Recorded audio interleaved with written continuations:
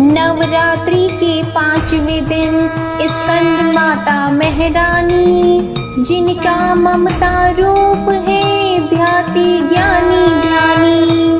कार्तिकेय को गोद ले करती अनोखा प्रेम, अपनी शक्ति दी उन्हें करे रक्त संचार। या देवी सर्वभूतेषु मस्कंद रूपेण संस्थिता, नमस्तस्यै नमस्तस्यै नमस्तस्यै नमो नमः।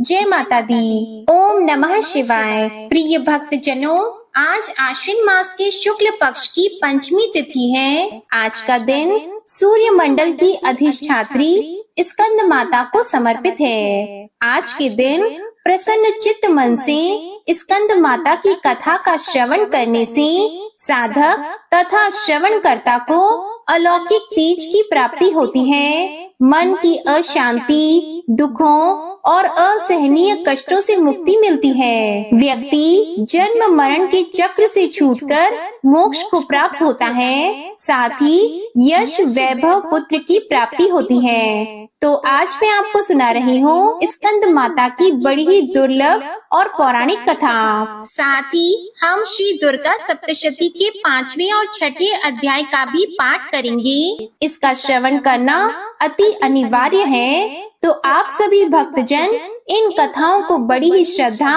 और प्रसन्न चित्त मन से सुनिएगा। जब राजा दक्ष के यज्ञ में माता सती अग्नि कुंड में कूदकर भस्म हो गई, तब शिवजी विलाप करते हुए गहरी तपस्या में लीन हो गए। इससे सृष्टि शक्तिहीन हो गई।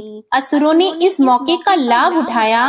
पौराणिक कथाओं में वर्णित है कि एक असुर जिसका नाम तारकासुर था, उसने अपनी कठोर तपस्या से ब्रह्मा जी को प्रसन्न कर अमर होने का वरदान मांगा। तब ब्रह्मा जी ने कहा, हे तारकासुर, इस धरती पर जिसका जन्म हुआ है उसका मरना निश्चित है। कोई भी अमर नहीं हो सकता। तुम कोई और वरदान मांगो। यह सुनकर तारकासुर बहुत दुखी हुआ।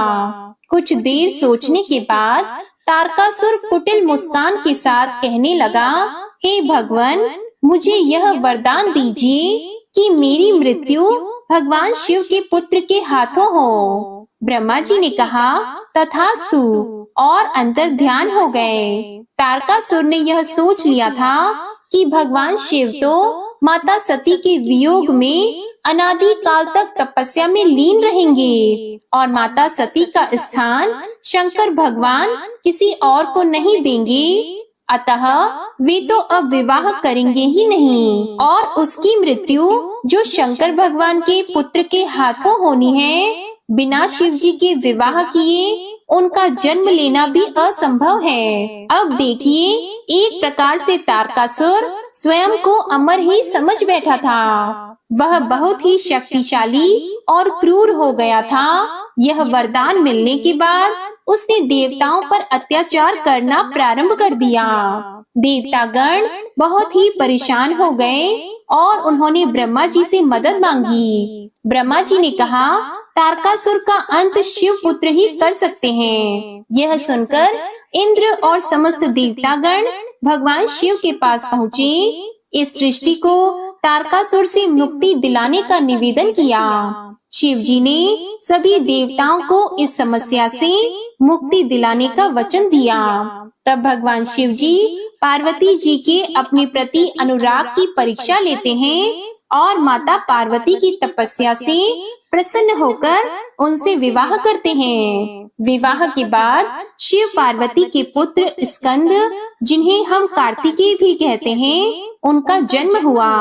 कार्तिकेय बाल अवस्था से ही बहुत वीर और शक्तिशाली थे, किंतु माता पार्वती ने स्कंद माता का रूप धारण किया और कार्तिकेय को अपना पुत्र बनाया और उन्हें अस्त्र शस्त्र की शिक्षा दी। उन्हें अपनी समस्त शक्ति प्रदान की। अब देखिए, उन्होंने दुष्ट असुरों का संहार करना शुरू कर दिया। अंततः वह समय भी आ गया जिसकी देवताओं को युगों से प्रतीक्षा थी। उन्होंने तारकासुर से युद्ध किया और एक भयंकर युद्ध हुआ जिसमें कार्तिकेय जी ने तारकासुर का वध कर दिया। देवताओं ने भगवान कार्तिकेय की वीरता की प्रशंसा की और उन्हें देवताओं का सेनापति बनाया। भगवान शंकर के पुत्र थे स्कंद, जिन्हें सुब्रमण्यम, षडानन और कार्तिकेय के नाम से भी जाना जाता है। स्कंद माता की उपासना नवरात्रि के 5वें दिन की जाती है। इस दिन साधक का मन विशुद्धि चक्र में अवस्थित होता है। उसके विग्रह से भगवान स्कंद बालक के रूप में इनकी गोद में बैठे होते हैं। स्कंद माता की 4 भुजाएं हैं, जिसमें दाहिनी तरफ की ऊपर वाली भुजा से 6 शीश वाले भगवान स्कंद को गोद में पकड़े हुए हैं और दाहिने तरफ की नीचे वाली भुजा जो कि ऊपर की ओर उठी है, उसमें कमल का फूल है। बाईं तरफ की ऊपर वाली भुजा पर आशीर्वाद मुद्रा में है और नीचे वाली भुजा में कमल का फूल है। ये भगवान स्कंद कार्तिकेय की माता हैं। इनका वर्ण संपूर्ण शुभ है। ये कमल के आसन पर विराजमान है।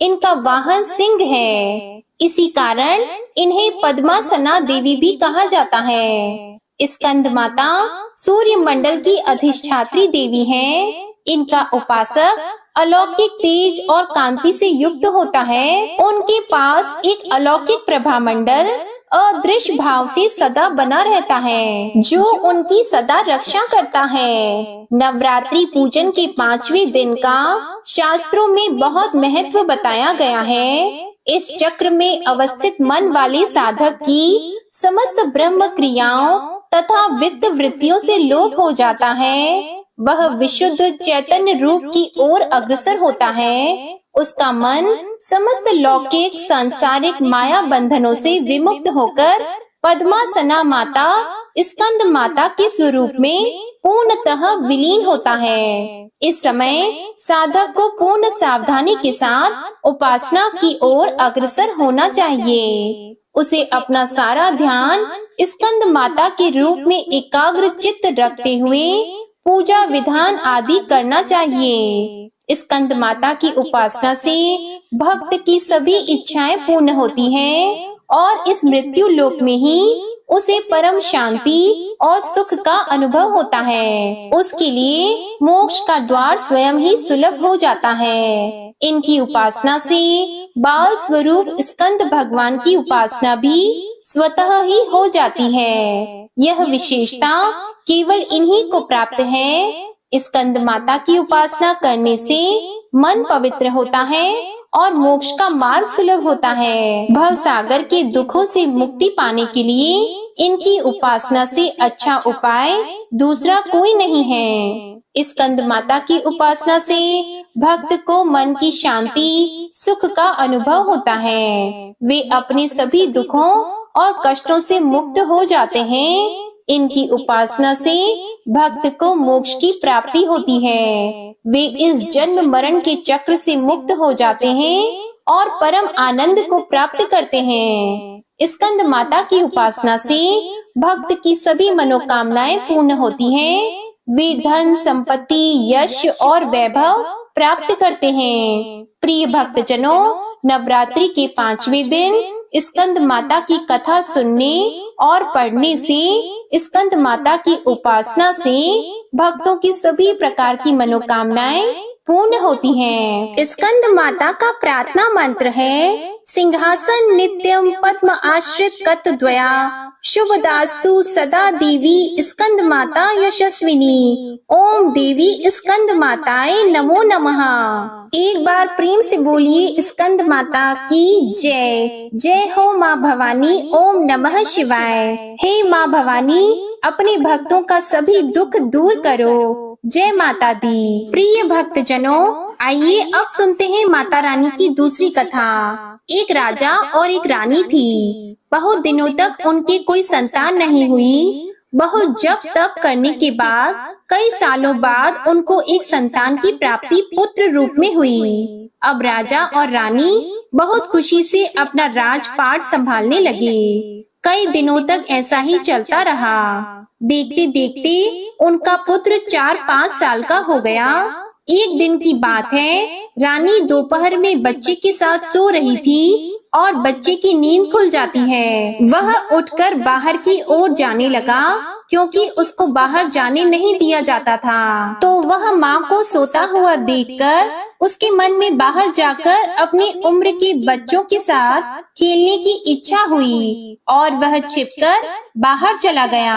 वह खेलते खेलते बहुत दूर चला गया और वह किसी दूसरे गांव में जा पहुंचा। इधर जब रानी की नींद खुली तो वह बच्चे को अपने पास न देखकर बहुत हैरान हुई। फिर बच्चे की खोजबीन शुरू की गई। बहुत प्रयास करने के बाद सफलता हासिल नहीं हुई, अर्थात बच्चा उनको नहीं मिला। अब राजा रानी फिर से दुखी हो गए। अब वह बच्चा उस गांव में एक ग्वाले के घर पहुंचा तो ग्वालिन ने उससे पता पूछा कि हे पुत्र, तुम कहाँ से आए हो? तो वह बच्चा अपने बारे में कुछ बता नहीं सका क्योंकि वह बड़ा छोटा था। उसको कुछ पता नहीं था। वह केवल बच्चों के साथ खेलते खेलते दूर चला गया था। तो ग्वाले ने कहा कि जब यह बच्चा अपना नाम नहीं बता पा रहा तो इसको अपने पास रख लो। जैसे तुम्हारे 2 बच्चे हैं वैसे ही यह तीसरा रहेगा। अब इधर वह बालक ग्वाले के बच्चों के साथ घुल मिलकर खेलने लगा और कुछ दिन बीत गए।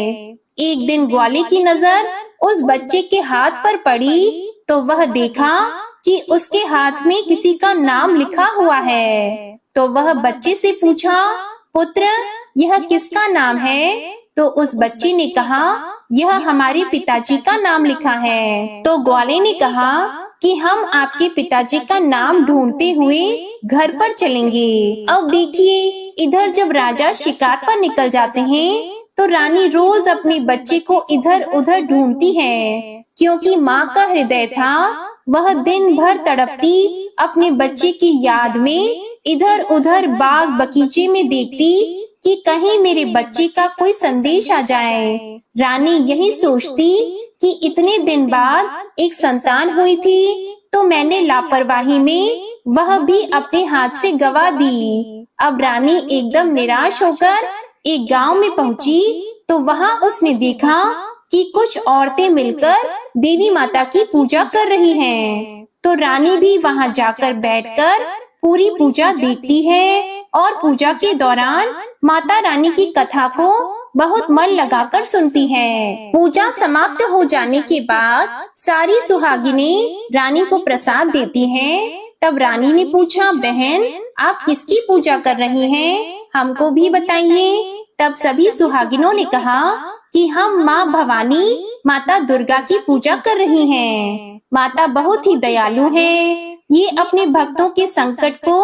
क्षण मात्र में दूर कर देती हैं। बस ध्यान करने वाली बात है कि तब तक आपकी मनोकामनाएं तुरंत ही पूरी हो जाती हैं। जब आपकी मनोकामनाएं पूरी हो जाएं, तो आप तुरंत माँ देवी की पूजा करें। आपकी जो मन्नत मांगी है उसे पूरा करिएगा। मनोकामना पूर्ण होने के बाद माता रानी की पूजा तुरंत ही कर लेनी चाहिए, उनको टालना नहीं चाहिए। तो रानी ने अपने मन में सोचा कि अगर माँ भवानी, माँ दुर्गा ने हमारा बच्चा सकुशल वापस हमारे घर पहुँचाया तो हम भी इसी तरह से सभी सुहागिनों के साथ माता रानी की पूजा करेंगी। उधर रानी का ये मन्नत मानना हुआ कि इधर ग्वाला बच्चे को लेकर उसके पिता की तलाश में निकल पड़ा। वह कई जगह ढूंढते हुए काफी देर बाद गांव के किनारे पहुंचा तो एक व्यक्ति से पूछा कि भैया, इस नाम के व्यक्ति को क्या आप जानते हैं? तो वह आदमी ने बताया, हाँ भैया, यह हमारे राजा का नाम है। उनका पुत्र खो गया है, क्या यह उन्हीं का पुत्र है? यह बताकर ग्वाले को घर का पता बताया। ग्वाला जब बच्चे को लेकर राजा के द्वार पर पहुंचा तो राजा और रानी अपने बच्चे को देखकर उससे लिपटकर रोने लगे और बार बार ग्वाले का धन्यवाद करने लगे। तो राजा ने पूछा कि भाई, इसको आपने कहाँ पाया? तो ग्वाले ने कहा, राजा साहब, यह बालक घूमते घूमते हमारे गांव आ पहुंचा था।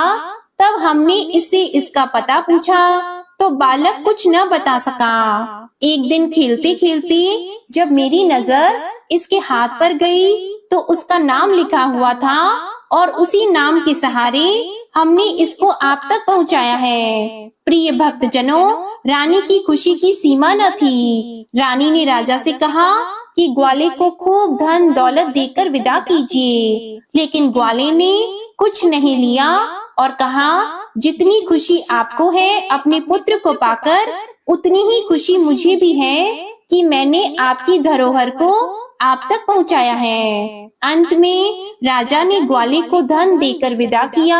अब रानी को यह तुरंत याद आया कि वह माता रानी की मन्नत मानी थी, उनकी पूजा करने का और नवरात्रि का व्रत करने का। तो रानी ने राजा से कहा कि हमने माँ दुर्गा की मन्नत मांगी है, हमें नवरात्रि का व्रत करना है। हम नवरात्रि का व्रत करेंगे और नगर की कुछ स्त्रियों को निमंत्रण दीजिए और तुरंत माता भवानी की पूजा कीजिए। रानी ने तुरंत ही माता की पूजा करने वाली सारी सामग्री इकट्ठा करवाई।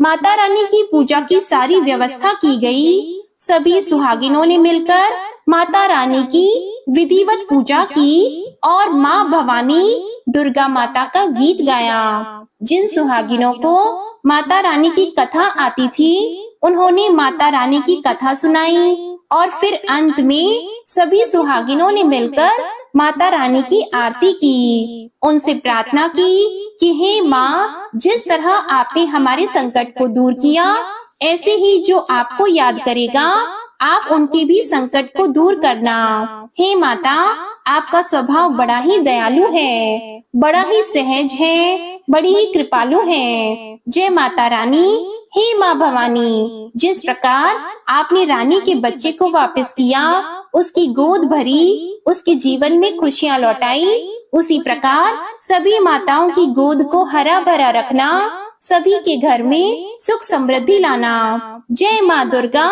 ओम नमः शिवाय। या देवी सर्वभूतेषु मां स्कंद रूपेण संस्थिता, नमस्तस्यै नमस्तस्यै नमस्तस्यै नमो नमः। ओम दुम दुर्गाय नमः। प्रिय भक्तजनों, अब आप सुनिए श्री दुर्गा सप्तशती का अध्याय 5 और 6। तो सबसे पहले 5वें अध्याय का श्रवण करते हैं। और दुर्गा सप्तशती के 5वें अध्याय में देवताओं द्वारा देवी की स्तुति और चंड मुंड के मुख से अंबिका के रूप की प्रशंसा सुनकर शुंभ का उनके पास दूत भेजना और दूत का निराश लौटने का वर्णन किया गया है।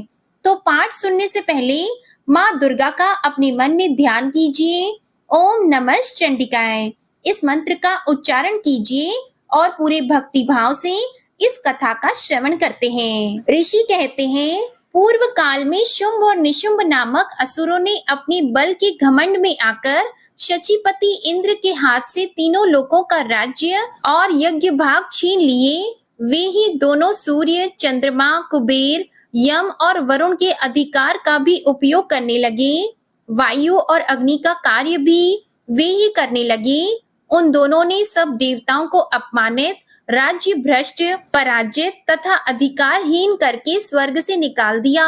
उन दोनों महान असुरों से तिरस्कृत देवताओं ने अपराजिता देवी का स्मरण किया और सोचा, जगदम्बा ने हम लोगों को वर दिया था कि आपत्ति काल में स्मरण करने पर मैं तुम्हारी सब आपत्तियों का तत्काल नाश कर दूंगी।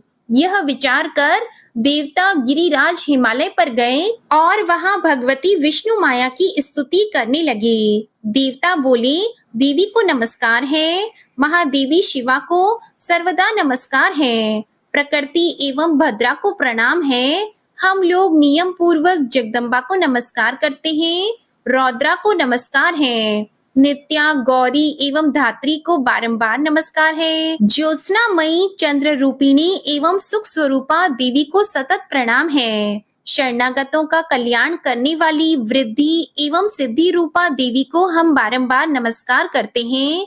नैऋति, राजाओं की लक्ष्मी तथा शर्वाणी स्वरूपा आप जगदम्बा को बार बार नमस्कार है। दुर्गा, दुर्गपारा, सारा, सर्वकारिणी, ख्याति, कृष्णा और धूम्रा देवी को सर्वदा नमस्कार है। अत्यंत सौम्य तथा अत्यंत रौद्र रूपा देवी को हम नमस्कार करते हैं, उन्हें हमारा बारंबार प्रणाम है। जगत की आधारभूता कृति देवी को बारंबार नमस्कार है। जो देवी सब प्राणियों में विष्णु माया के नाम से कही जाती है, उनको नमस्कार, उनको नमस्कार, उनको बारंबार नमस्कार है। जो देवी सब प्राणियों में चेतना कहलाती है, उनको नमस्कार, उनको नमस्कार, उनको बारंबार नमस्कार है। जो देवी सब प्राणियों में बुद्धि रूप से स्थित हैं, उनको नमस्कार, उनको नमस्कार, उनको बारंबार नमस्कार है। जो देवी सब प्राणियों में निद्रा रूप से स्थित हैं, उनको नमस्कार, उनको नमस्कार, उनको बारंबार नमस्कार है। जो देवी सब प्राणियों में क्षुधा रूप से स्थित हैं, उनको नमस्कार, उनको नमस्कार, उनको बारंबार नमस्कार है। जो देवी सब प्राणियों में छाया रूप से स्थित हैं, उनको नमस्कार, उनको नमस्कार, उनको बारंबार नमस्कार है। जो देवी सब प्राणियों में शक्ति रूप से स्थित हैं, उनको नमस्कार, उनको नमस्कार, उनको बारंबार नमस्कार है। जो देवी सब प्राणियों में तृष्णा रूप से स्थित हैं, उनको नमस्कार, उनको नमस्कार, उनको बारंबार नमस्कार है। जो देवी सब प्राणियों में क्षमा रूप से स्थित हैं, उनको नमस्कार, उनको नमस्कार, उनको बारंबार नमस्कार है। जो देवी सब प्राणियों में जाति रूप से स्थित हैं, उनको नमस्कार, उनको नमस्कार, उनको बारंबार नमस्कार है। जो देवी सब प्राणियों में लज्जा रूप से स्थित हैं, उनको नमस्कार, उनको नमस्कार, उनको बारंबार नमस्कार है। जो देवी सब प्राणियों में शांति रूप से स्थित हैं, उनको नमस्कार, उनको नमस्कार, उनको बारंबार नमस्कार है। जो देवी सब प्राणियों में श्रद्धा रूप से स्थित हैं, उनको नमस्कार, उनको नमस्कार, उनको बारंबार नमस्कार है। जो देवी सब प्राणियों में कांति रूप से स्थित हैं, उनको नमस्कार, उनको नमस्कार, उनको बारंबार नमस्कार है। जो देवी सब प्राणियों में लक्ष्मी रूप से स्थित हैं, उनको नमस्कार, उनको नमस्कार, उनको बारंबार नमस्कार है। जो देवी सब प्राणियों में वृत्ति रूप से स्थित हैं, उनको नमस्कार, उनको नमस्कार, उनको बारंबार नमस्कार है। जो देवी सब प्राणियों में स्मृति रूप से स्थित हैं, उनको नमस्कार, उनको नमस्कार, उनको बारंबार नमस्कार है। जो देवी सब प्राणियों में दया रूप से स्थित हैं, उनको नमस्कार, उनको नमस्कार, उनको बारंबार नमस्कार है। जो देवी सब प्राणियों में तुष्टि रूप से स्थित हैं, उनको नमस्कार, उनको नमस्कार, उनको बारंबार नमस्कार है। जो देवी सब प्राणियों में माता रूप से स्थित हैं, उनको नमस्कार, उनको नमस्कार, उनको बारंबार नमस्कार है। जो देवी सब प्राणियों में भ्रांति रूप से स्थित हैं, उनको नमस्कार, उनको नमस्कार, उनको बारंबार नमस्कार है। जो जीवों के इंद्रिय वर्ग की अधिष्ठात्री देवी एवं सब प्राणियों में सदा व्याप्त रहने वाली हैं, उन व्याप्ति देवी को बारंबार नमस्कार है। जो देवी चैतन्य रूप से इस संपूर्ण जगत को व्याप्त करके स्थित हैं, उनको नमस्कार, उनको नमस्कार, उनको बारंबार नमस्कार है। पूर्व काल में अपने अभीष्ट की प्राप्ति होने से देवताओं ने जिनकी स्तुति की तथा देवराज इंद्र ने बहुत दिनों तक जिनका सेवन किया, वह कल्याण की साधन भूता ईश्वरी हमारा कल्याण और मंगल करे तथा सारी आपत्तियों का नाश कर डाले। उद्दंड दैत्यों से सताए हुए हम सभी देवता जिन परमेश्वरी को इस समय नमस्कार करते हैं तथा जो भक्ति से विनम्र पुरुषों द्वारा स्मरण की जाने पर तत्काल ही संपूर्ण विपत्तियों का नाश कर देती है, वे जगदम्बा हमारा संकट दूर करें। ऋषि कहते हैं, राजन, इस प्रकार जब देवता स्तुति कर रहे थे, उस समय पार्वती देवी गंगा जी के जल में स्नान करने के लिए वहां आई। उन सुंदर भौहों वाली भगवती ने देवताओं से पूछा, आप लोग यहाँ किसकी स्तुति करते हैं? तब उन्हीं के शरीर कोश से प्रकट हुई शिवा देवी बोली, शुंभ दैत्य से तिरस्कृत और युद्ध में निशुंभ से पराजित होकर यहाँ एकत्रित हुए ये समस्त देवता यह मेरी ही स्तुति कर रहे हैं। पार्वती जी के शरीर कोश से अंबिका का प्रादुर्भाव हुआ था, इसलिए वे समस्त लोकों में कौशिकी कही जाती हैं। कौशिकी के प्रकट होने के बाद पार्वती देवी का शरीर काले रंग का हो गया, अतः वे हिमालय पर रहने वाली कालिका देवी के नाम से विख्यात हुई। तदंतर शुंभ निशुंभ के भृत्य चंड मुंड वहां आए और उन्होंने परम मनोहर रूप धारण करने वाली अंबिका देवी को देखा। फिर वे शुंभ के पास जाकर बोले, महाराज, एक अत्यंत मनोहर स्त्री है जो अपनी दिव्य कांति से हिमालय को प्रकाशित कर रही है। वैसा उत्तम रूप कहीं किसी ने भी कहीं नहीं देखा होगा। असुरेश्वर, पता लगाइए वह देवी कौन है और उसे ले लीजिए। स्त्रियों में तो वह रत्न है, उसका प्रतीक अंग बहुत ही सुंदर है तथा वह अपने श्री अंगों की प्रभा से संपूर्ण दिशाओं में प्रकाश फैला रही है। दैत्यराज, अभी वह हिमालय पर ही मौजूद है, आप उसे देख सकते हैं। प्रभु, तीनों लोकों में मणि, हाथी और घोड़े आदि जितने भी रत्न हैं, वे सब इस समय आपके घर में शोभा पाते हैं। हाथियों में रत्नभूत ऐरावत, यह पारिजात का वृक्ष और यह उच्चैश्रवा घोड़ा, यह सब आपने इंद्र से ले लिया है।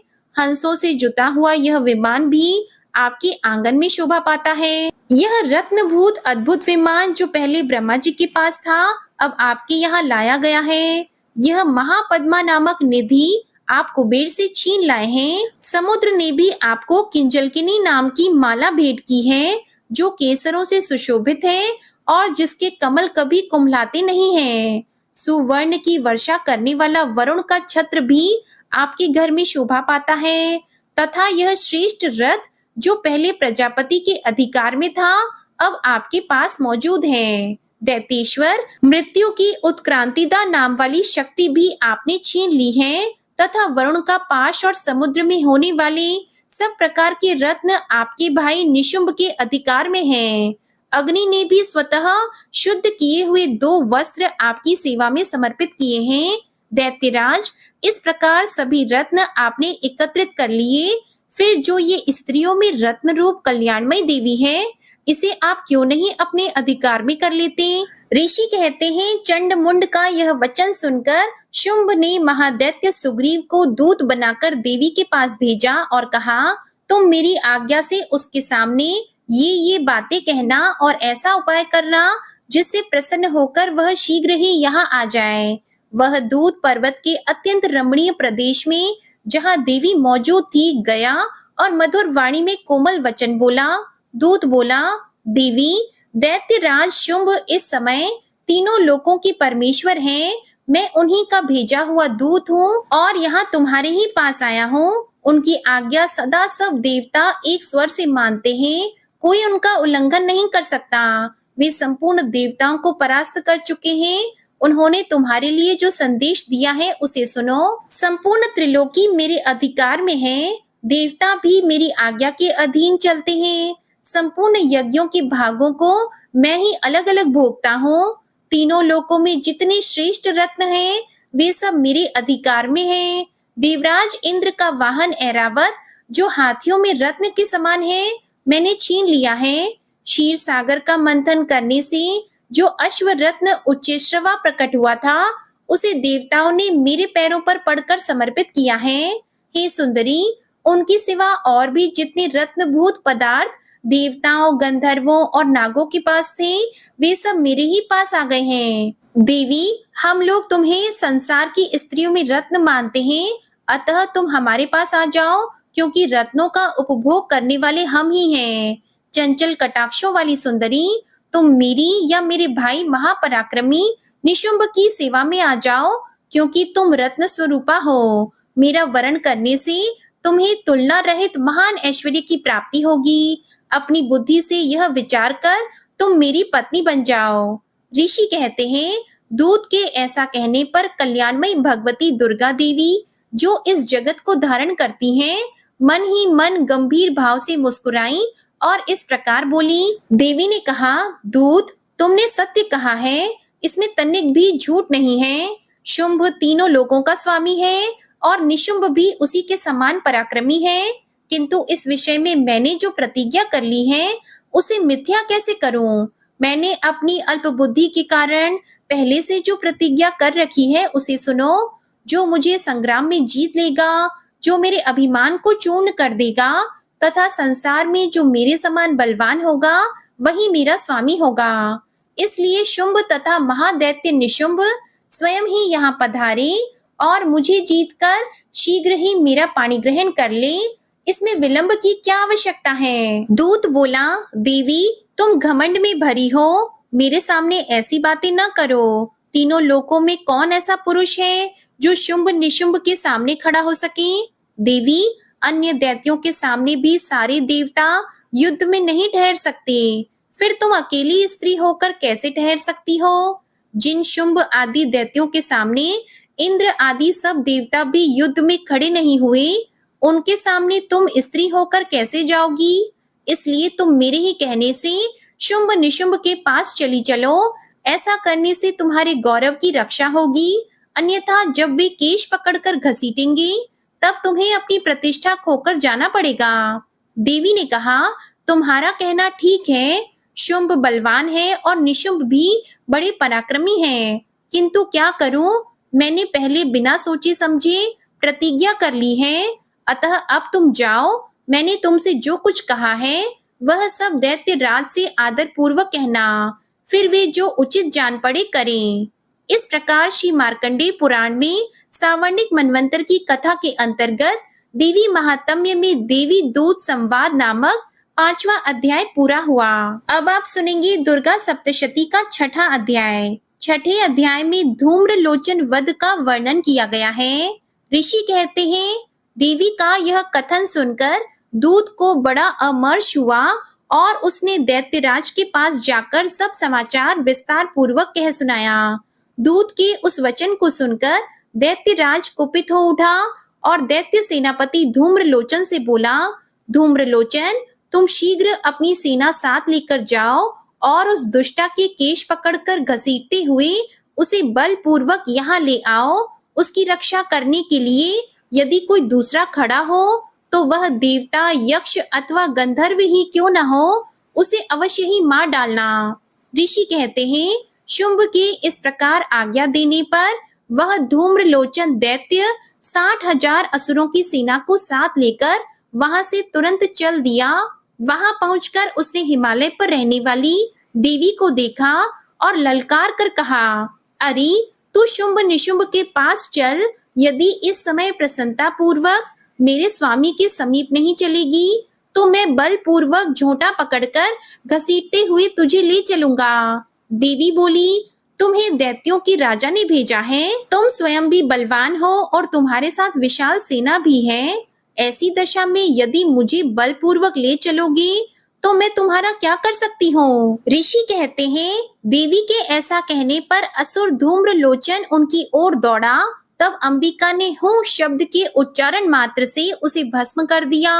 फिर तो क्रोध में भरी हुई दैत्यों की विशाल सेना और अंबिका ने एक दूसरे पर तीखे सहायकों, शक्तियों और फरसों की वर्षा आरंभ की।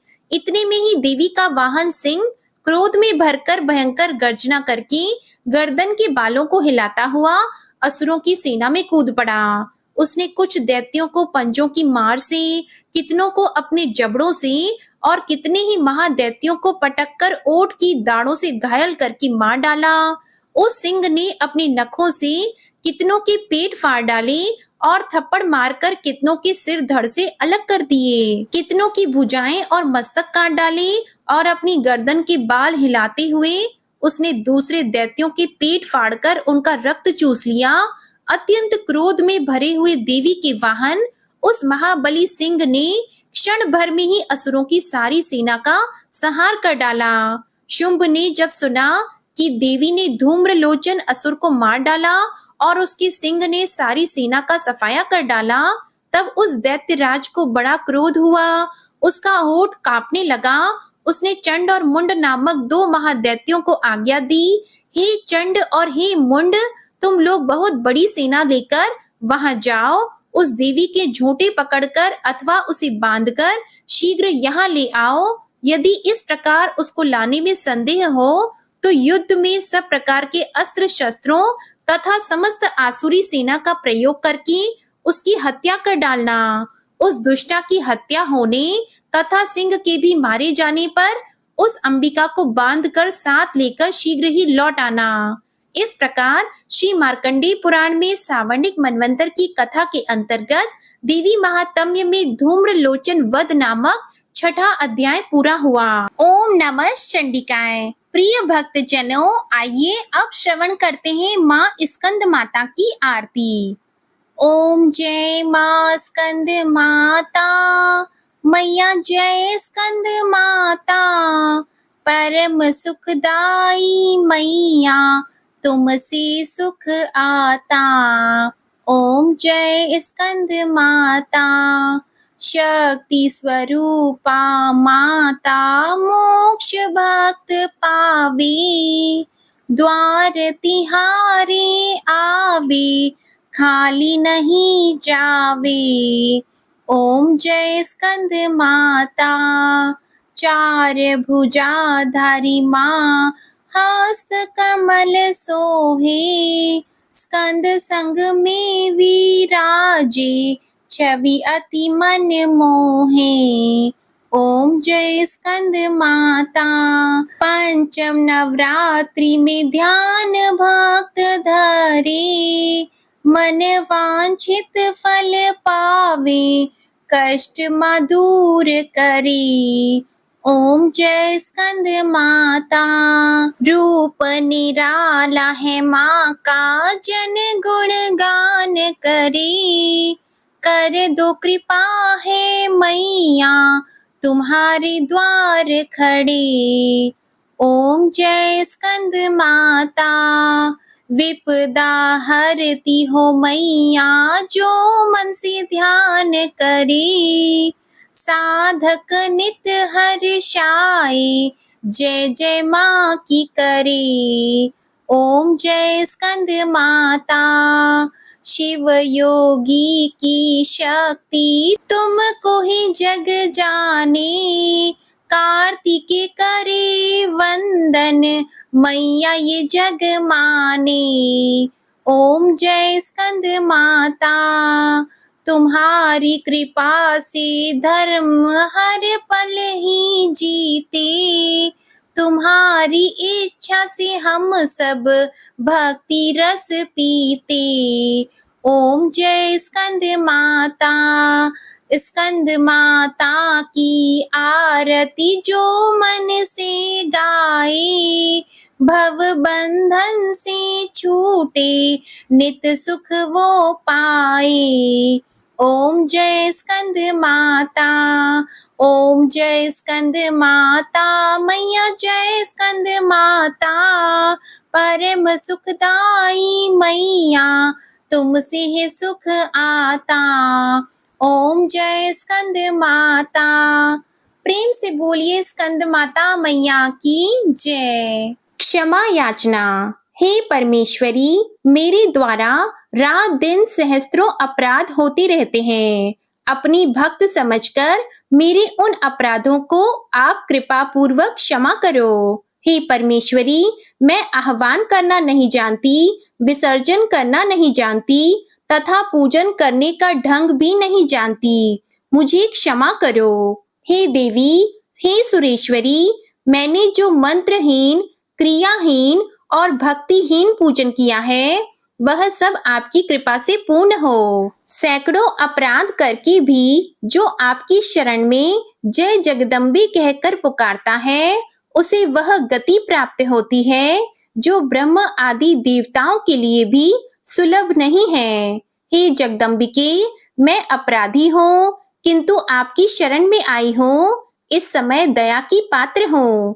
आप जैसा चाहो करो। देवी परमेश्वरी, अज्ञान से, भूल से अथवा बुद्धि भ्रम होने के कारण मैंने जो कुछ भी कम या अधिक कर दिया हो वह सब क्षमा करो और प्रसन्न हो। हे सच्चिदानंद स्वरूपा परमेश्वरी, हे जगन्माता कामेश्वरी, आप प्रेम पूर्वक मेरी यह पूजा स्वीकार करो और मुझ पर प्रसन्न रहो। देवी सुरेश्वरी, आप गोपनीय से भी गोपनीय वस्तुओं की रक्षा करने वाली हो। मेरी पूजा को ग्रहण करो और आपकी कृपा से मुझे सिद्धि की प्राप्ति हो। प्रेम से बोलिए माँ स्कंद माता की जय। आज की कथा और आरती पसंद आए तो वीडियो को लाइक करके चैनल जरूर सब्सक्राइब कीजिएगा और कमेंट में स्कंद माता की जय जरूर लिखिएगा। इसी के साथ आज आप हमारे चैनल पर संतोषी माता की व्रत कथा भी जरूर सुनिएगा। जय माता दी।